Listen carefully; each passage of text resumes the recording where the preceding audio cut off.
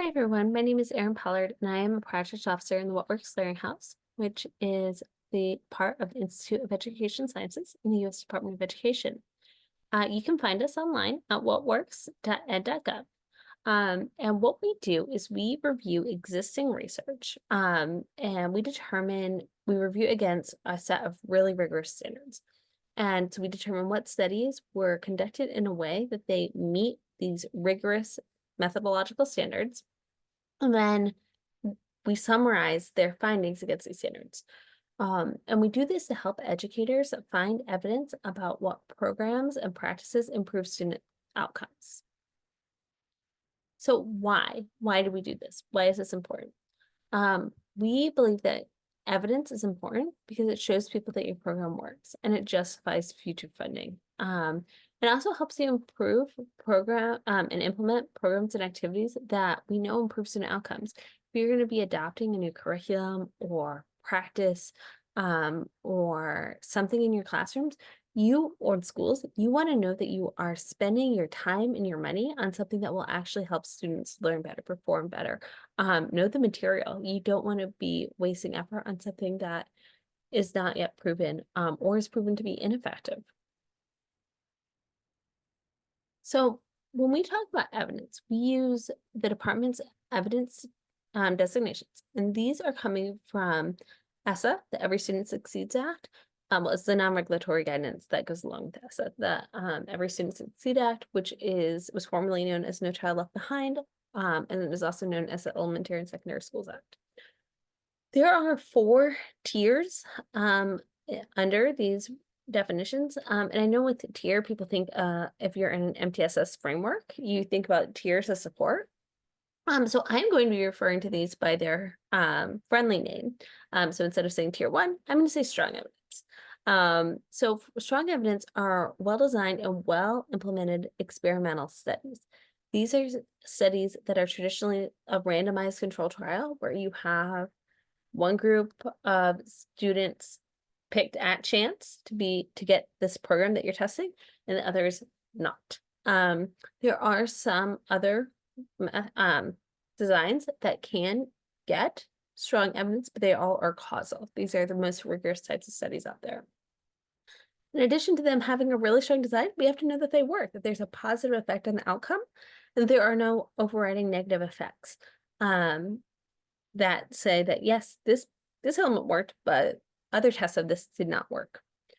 The studies have to be done in a big sample. We define big as over 350 students, and it has to be done in more than one site.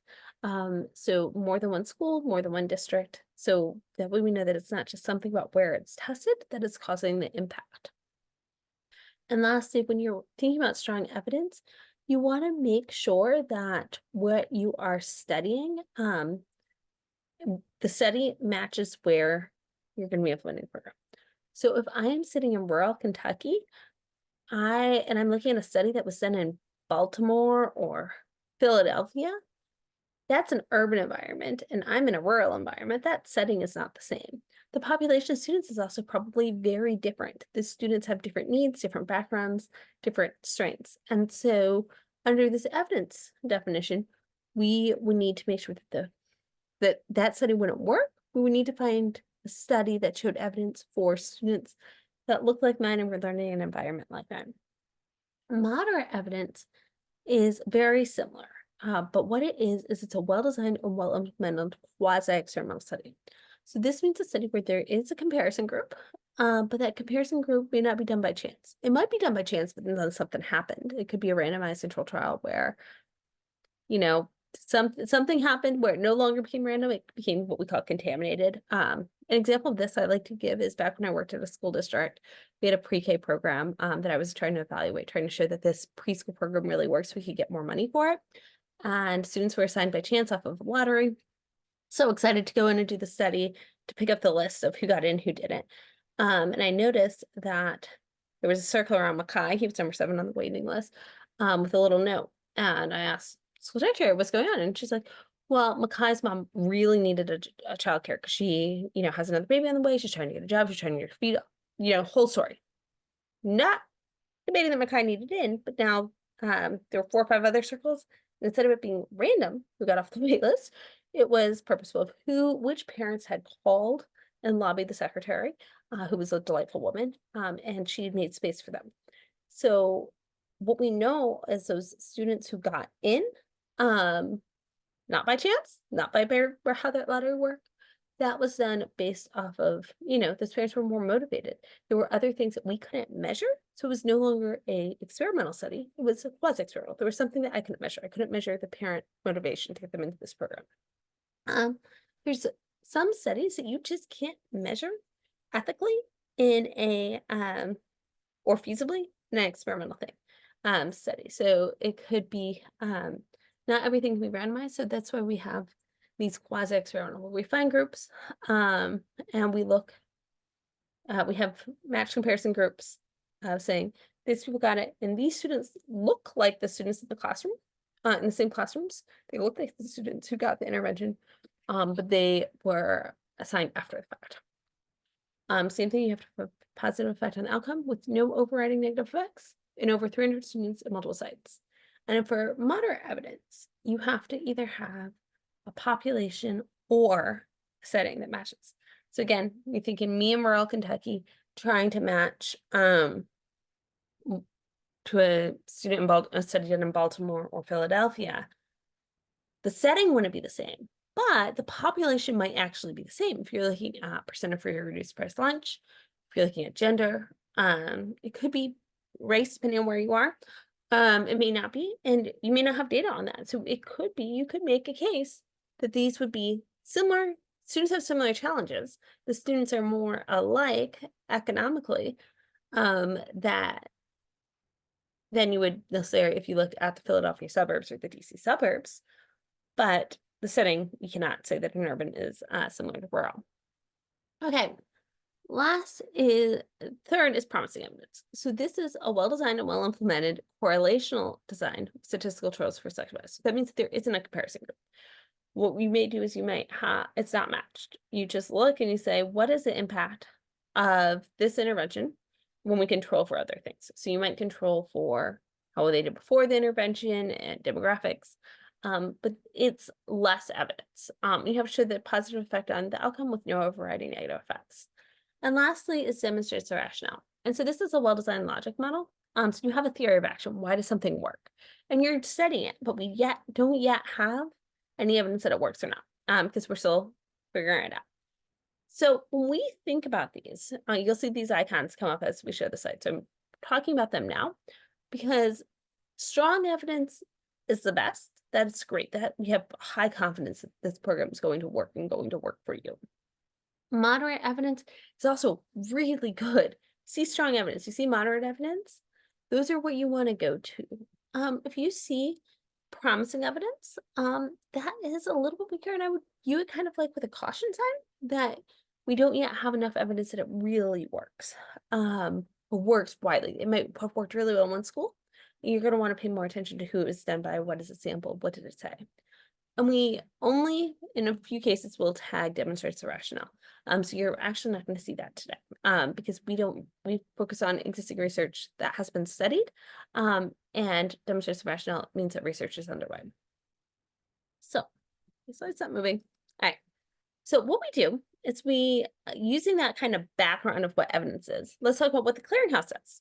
We produce three main products: practice guides, which are, I like to think about it as like a textbook or a volume of concrete recommendations to educators to improve student outcomes. Things that teachers can do in the classroom by themselves, generally without buying anything, including additional teacher time, to really help students learn better, how teachers can improve their practice. And we're going to spend the most of our time today on practice guides because they are by far the best thing that we have. And most relevant thing that we have to what we're talking about today. The next product we do is our intervention report. And these are summaries of the findings of the highest quality research on a given intervention or practice in education. So this could be on a curricula, it could be on a practice, it could be on something typically that you have to buy. It's typically commercial and there are costs associated. But if you are in a central office and you're trying to decide which math curriculum should you buy, Intervention reports can give a lot of rich information about whether or not that program has been shown to be better than the alternatives on the market. And lastly, are reviews of individual studies. And so these are the core components that this is like the base of what we use to do the practice guides and intervention reports. So they are both practice guides and intervention reports summarized across multiple studies. But we also do have thousands of reviews of these individual studies that build up to these products. And this can be helpful if you have something that isn't yet widely studied or very specific. And you can, let's say you read about a study in the news, you can look to see, well, this is what the author said. What does the clearinghouse say about this? Does the clearinghouse say that that study was done to their standards? Does it say that the findings of the author's report, when we adjust for them to make sure that they meet our statistical standards, is the finding still positive? Is it significant? Generally, I would say as educators, stick to practice guides, occasionally dip into intervention reports.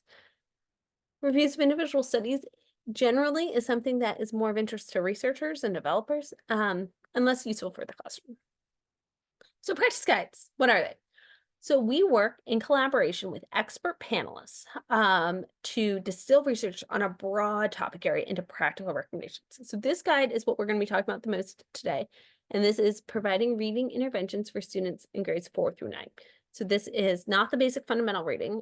We'll get to that. I'm going to be highlighting some of that later that you learn in K3. But this is, okay, students who are now in middle school, early high school, junior high, depending on how you guys configure your schools. How can we help them if they're struggling reading, not reading on grade level, get them to be where they need to be?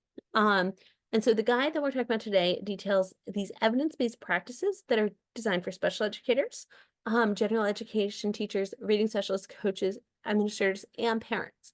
So as I mentioned before, these are like textbooks. They are big, thick volumes. This is not pleasure reading. It's not something you're gonna, bring to the beach.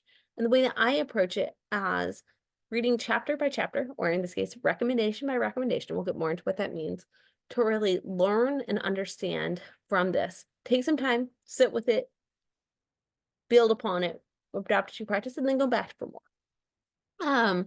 So a panel. What are a WWC panel? So for each practice guide, we have a panel, and there's typically about 7 panelists in a panel chair. And the panel is responsible for developing research-based recommendations, articulating how to implement the recommendations, and addressing potential roadblocks for implementation. And our panel includes current researchers who are normally experts in the field on different aspects relating to the guide, current educators, and then those who work in either pre-service or in-service professional development of education personnel.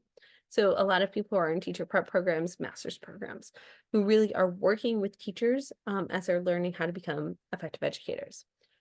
We have made a commitment to make sure that the panel reflects the racial, ethnic, linguistic, geographic, and cultural diversity in public schools in the United States. And why is this important? We had noticed a lot of times that when we would get nominations for panels, they were really reflective of the Excella corridor. You would see lots of people in the Ivy League, lots of people in DC, all up and down from DC to Boston. And they were excellent. I mean, Harvard professors, top people who worked in these big school districts. But when you look at the perspective that they brought, they didn't reflect what we would see outside of the Excella corridor. They wouldn't reflect necessarily their familiarity with what goes on in the heartland, what goes on in Appalachia, what goes on in the coast, West Coast in the South. They didn't have that same deep understanding, and you would get echo chambers. And so a concrete example of this is that when you look at school districts in New York, Pennsylvania, I believe New Jersey, and Connecticut, I'm not sure about the rest of the states. I don't really work in the Northeast. They're really small school districts, like tiny. Like the school district I went to in upstate New York had 800 students in the district. But when you look at the school districts in the Mid-Atlantic and the South, they're at the county level. So when you're talking about things that a school district could do, LEA, the type of staff that you would have in one section of the country in an LEA in, let's say, Western New York in my school would be very different to the type of school district staff that I had when I worked for a school district in Maryland. Specifically, the school district staff that I've been in, I believe there were about 200, 250 of us that worked in the school district central office. And my central office of the of the school district that I attended in New York was 6. So not the same. And so this is why we want to make sure that we have people who are familiar with what is going on around the country, so that way when we come to make recommendations of practical things that educators can use, they're concrete and actionable and they make sense. They have that face validity. So here you can see the panel for the reading guide that we talked about. And you see we have from all over the country who've worked in school districts, worked for states, and these are their affiliations at time of publication. Some of them have moved around a bit, but they, during the process of this, they brought a wide range of expertise and could really talk through how you could apply these in their classrooms because they are current, they're actionable, they've seen these practices implemented. Okay, so I keep talking about recommendations. What are they? So here in this box are the recommendations for this practice guide. Each practice guide typically has a handful of recommendations, somewhere from like 4 to 7. And they are concrete, normally 1-sentence things that you can do and that you should do in your classroom. And I like to view each of these as a chapter because that's kind of how the guide is set up. So the first one is build students' decoding skills so they can read complex multisyllabic words. Okay, that sounds basic. But so that's the chapter heading. And then we have the recommendation, which is a couple pages of actual summary of the research evidence. What does the research say about this? And a description about how the recommended practice supports student learning. Why do you do this? What is this? We have guidance on what should you actually do? What is meant by this? Where the panels bring in their expertise about how to do this. We include obstacles and how to overcome them and tools and resources. So here is that recommendation we talked about. And this is the first page. So as you can see, this is concrete thing that says this is what the research says. There's plenty of citations. This is what you should do, how you should do it, how it's built, how you build upon this in other parts of the guide. You have specific how-to steps of step 1, step 2, step 3, step 4. So if you're thinking about how you implement this in the classroom, week 1, you do step 1. Week 2, do step 2. And you can really break this apart to something concrete and actionable you can do. We have example scripts. So if I'm a educator and I am teaching this, this is exactly how to do this. Because what we find is sometimes giving people the words, giving people the scripts makes it easier to implement because now you understand what we're talking about. It's a really concrete example. This is about syllables and sounding things out. We have resources for educators. So something for this guy, which is interesting, is depending on when the educators went through school, they might not have been taught phonics, especially these are middle school educators. So they weren't taught necessarily the fundamentals when of phonics if they aren't reading teachers. So if they're going in and trying to taught what is a long E, not every, because of how the science of reading went and how reading instruction went, we know that many teachers don't have that strong concept on it. Either they learned it many years ago and forgot about it, or they never learned it. So we include these so that way they have concrete things. So if they're talking about a long vowel sound, they would know me, that E is a long E. And so there's tons of different examples of this in the guide. We have our obstacles. So this is actual things that our educator panelists have seen in the classroom that are challenging when you do this, and then their advice on how to overcome it. And this is, again, advice from people who are currently in the classroom and have seen this and have tried it and have faced it and have had success. And also have had challenges. It's not like they spend a lot of time talking together about, well, what are some things that we can do to overcome these to really, set you up for success in your classroom. Okay, so that is a guide. I said it's like a textbook, but it's a lot. When we talk to educators and they see this, they're like, this is great, but it's so much. So our sister program, the Regional Educational Laboratory, the RELs, they're in the process of making a whole bunch of toolkits on how to implement our practice guides in the classroom. So what I'm going to do is the toolkit for the 4-9 reading intervention guide is not yet out. It will be out in the next year or two. It's currently looks great. Haven't gotten a chance to really play with it yet. So what I'm going to do is I'm going to show the types of resources that we have for our foundational reading guide, which covers K-3.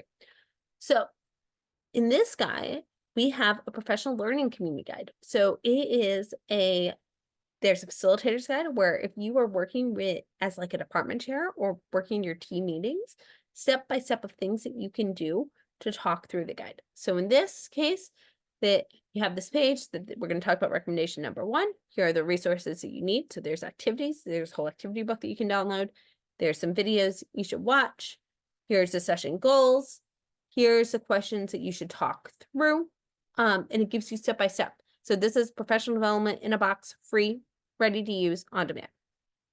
There are videos. I think there's like 40 videos that show actual teachers in actual classrooms implementing the recommendations with actual students.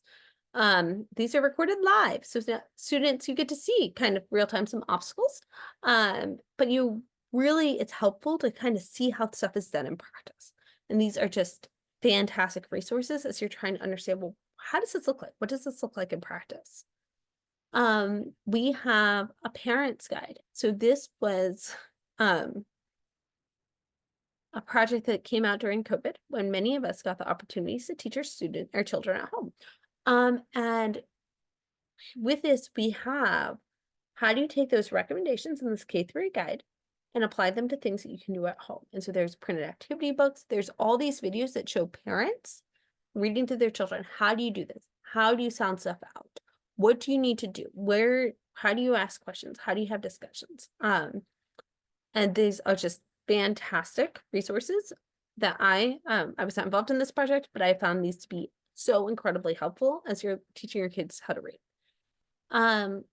With this, if you're planning family literacy nights, you're a teacher, you're really trying to build up literacy. This is a whole family engagement guide that has these activities. This is one like a shopping list where you can write stuff down.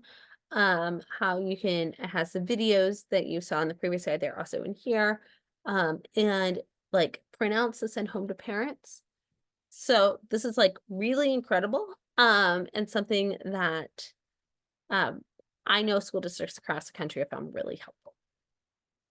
And lastly, an example of this is, as a teacher, you want to know, are you doing this right? So this is a pre-observation checklist for an administrator to sit through with the teacher to talk about, okay, this is what we would expect to see as you're implementing this in the classroom. So we can talk through this, and it's a rubric that educators who've used this have said it would really helpful to say, am I doing this? Am I doing this the way that you imagine? Okay, so that's practice guides. So now we're going to switch gears. We're going to talk about that second summary document, which is our intervention reports. And so what an intervention report does is we go out and we search all of the literature for a specific program. This one I believe was good behavior games because there's a lot of studies. And we figure out how many studies meet our standards and we summarize them. So in this case, 16 studies meet our standards. And the rest of them did not contribute to the evidence ratings. This is for a different intervention report that didn't have a pretty graphic. So this is for READ 180. And in this case, there were 39 eligible studies reviewed and 9 met standards. Okay. And when you look at it, you have the webpage. This is our evidence summary. And it has a summary that this had positive effects on comprehension and general literacy, and potentially positive effects on fluency, and no discerning effects on alphabetics or phonics. That's just our old word for phonics for adolescent readers. Okay. You can see that these are the evidence tiers that we had talked about earlier. So there's really strong evidence for comprehension and reading achievement, some evidence for fluency. We see the demographics of the students involved in the sample to figure out, was this done in a setting that looks like yours? Then from here, you can click on the intervention button up here, and it takes you to this. And this is a summary of, okay, well, so on this page, we saw 9 studies met standards. But for each of these outcomes, there may only be 1 or 2 studies that met standards. So in this, there's 2 studies for literacy, 1 study for school climate. This is actually a different intervention report. And you can see here that this is a link to that individual study, and this is how much the improvement that it caused. And then What you also see is that when you download the intervention reports, the PDFs, and you can find them right here where it says download intervention report, and we're going to do a live demo, so you'll be able to see this on the site. You will get this in the intervention report. There's a whole bunch of really good information about the studies and that kind of thing. There's this table that talks about the resources needed, and that is really helpful for you to realize what kind of cost, and is that cost worth the expected gains? All right. Last, we're going to talk about, before we go to the site, what are reviews of individual studies? So what you have here is you have your citation and you have basic review details of it met our standards and it has the strongest level of evidence. You click on the findings tab to see the review details, which is where we were. You go to findings and you can see by outcome. And again, as I mentioned earlier, this is really much more helpful for researchers than individual teachers, but it's all there. So you can see by outcome domain, here's sample characteristics of who's in the study, and then a summary of the setting, the study sample, intervention group, comparison group, and support for implementation. Okay, so with that, we're going to change gears now. We're going to give a demo of the website. So we're going to do a use case. So the use case here is that I'm going to pretend like I am an 8th grade teacher, social studies teacher in Kentucky, and I want to help my students understanding of primary documents. Why? Well, because there is this law, which is KRS 158-196, that said that the Kentucky Department of Education had to incorporate fundamental American documents and speeches into grade level appropriate middle and high school social studies academic standards and align to corresponding assessments. So that looks fun. So I opened it up. This is a screenshot from KDE's website, and it says that you need to analyze the impact of fundamental documents and speeches. Okay. And they include Federalists 1, 10, and 51. Now, my background is in American politics. I have studied these. I've taken classes on these. And what I can tell you is that as someone who now works in reading, these are not something that as an 8th grade teacher, as an former 8th grader, that I find easy to read. They are not pleasure reading. They are not at an 8th grade reading level. Most people would say that they're at a college reading level. I think that you could even challenge that to really analyze them. They're something I studied in graduate school, and still needed a lot of support to really read, understand, and analyze it, because the words are hard. The context is hard. This is stretched text. We'll get to that term in a minute.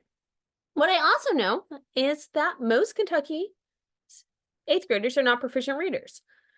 So if I struggled with this in college and grad school, I would imagine most Kentucky 8th graders are going to struggle with this. And this is just from the most recent NAEP data. So when I think about this, well, I am a social studies teacher. This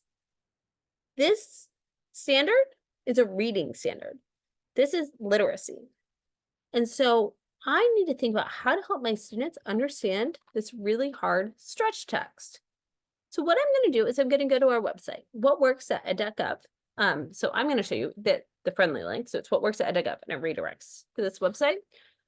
And I'm going to say that I want to find literacy, and I want to find stuff for, we call it middle school. I might be in a junior high school, but we put the grades here, and that's because there are no standard grade bands of schools in the United States. So I just search for this, and it's thinking, and it's going to come up with that reading guide that we kept on talking about. So I'm going to click on it, and what you can see here are the recommendations.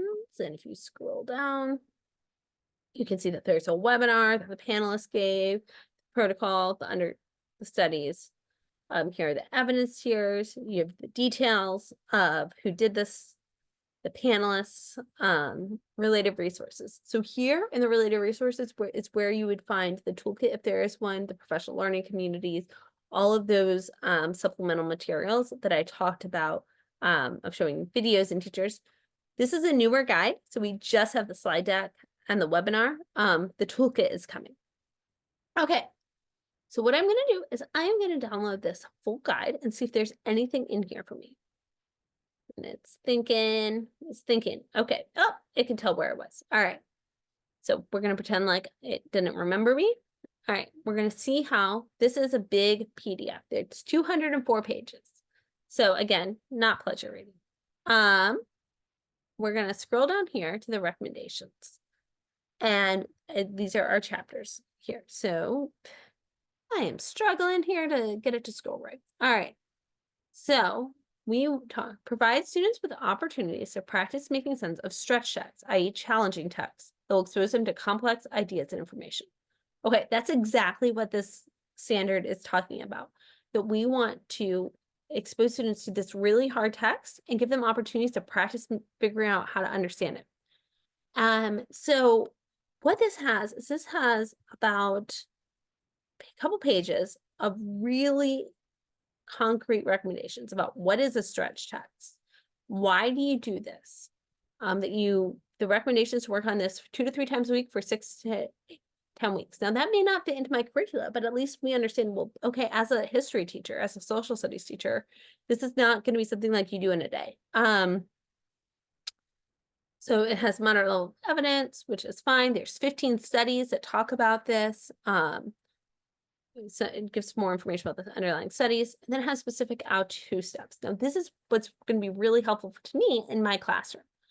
I want to prepare the lesson by carefully selecting the appropriate stretch tracks, choosing points to stop for discussion and clarification, identifying words to teach. Okay, so we aren't going to just read this straight through. It gives specific things for us to do. So we read through the text to choose logical points to stop for group discussion. All right, so that's helpful to see.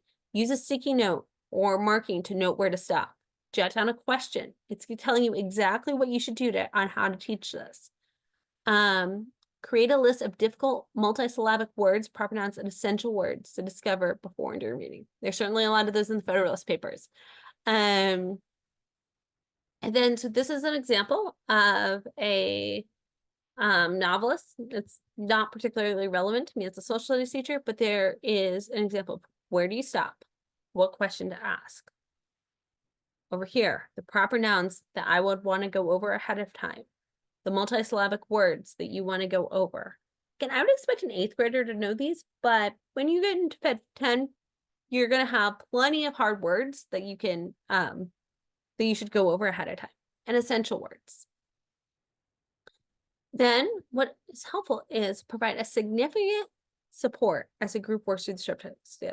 So this is not just a go off and read it at home and come back and write a paper on it. It's talking about how we need to work through this together. So yes, don't go work independently with a partner. You need ongoing support and direction to make sense of this. So this is really helpful that 8th graders can totally understand this, but we need to work together. And this is going to help them and build those skills so that way they're going to become those really strong readers. Explain to them that all readers, including their teachers, read material that includes words that are difficult to read or understand and topics which they lack the relevant world knowledge. So this is really helpful because students get discouraged. They don't feel smart. They don't feel good when they can't read what's going on and that they're struggling. Okay, so we go through all of this. You have scripting that is really helpful. So me as an educator, I can think through how would this sound in the classroom? What can we do? What can we practice? More examples here. All right, and then some obstacles. The stretch test is just too frustrating for my students. They give up far too easily. Okay, here's how to do this. Here's how we did this in our classroom, and maybe it will work for you. And so this, again, is 4 pages, 5 pages of really helpful text that you can use to do, to teach this hard thing, the concept. So even though you may not see, as a social studies teacher, there's no practice guides that are relevant to me right now. But to understand history, you have to be a really strong reader. To understand science, you have to understand math, which are where the bulk of our practices are. To be a great artist, you have to understand art history, which also involves a lot of reading. And so there are relevant for music. You really have to understand your fractions, and that fraction practice guide is incredibly helpful to teaching students notes or getting students who care about music to care about math and fractions. Okay, so now that's our practice guides. Let's sync down to intervention reports. Let's say I'm a social studies teacher. What do you have for me? I'm going to choose this one. So this is for the Knowledge is Power program. And what do you know? This program has potentially positive moderate evidence for social studies. This is a great program to implement. But remember what I had said earlier, that this may not be the best fit for teachers. Why? Well, because KIPP is a charter school model. And as a teacher, you can't just change your school to a charter school on a dime. That's not something that a teacher or even a principal or superintendent is going to have the ability to do. Maybe a superintendent, depending on the district. Um, this is something that is a concrete program, but it's not something that is particularly useful to you. And nothing against KIPP. It just is not a decision that a teacher is going to have. So when you look at things, you might have Read 180 that has a combination of online and direct instruction. So this is something that you can look at, that maybe if you are at a school district, you would have, or school, you might have the ability to implement. And you could download the intervention report, read more about the impact. This is an older one, so it's a little bit different layout than what you have, but you would have the program details, so you'd understand what it is. You have information about the cost. So this is again 2017 data, so it may be outdated, but you could say, okay, it is a lot of money. Do we have that money? Is this in our budget? Okay. And then you have these individual studies. We're going to scroll down here. We have a lot of intervention reports in literacy. And we can see is that we have tons of individual studies. But when you look at what the actual programs are on, they may not be applicable to your district. So this is a huge study that showed really strong impacts on writing skills, which is a great thing that we want to do, but it's on Houston's Art Access Initiative. So that is very unique to Houston, and it may not be replicable in your school district. So again, I typically stay away from these. So with that, those are the main things that we have on our website and where we encourage people to do. And again, it's what works at ed.gov. So with that, thank you so much. If you have any questions, feel free to reach out at whatworks.ed.gov or to reach out to me directly. Thank you.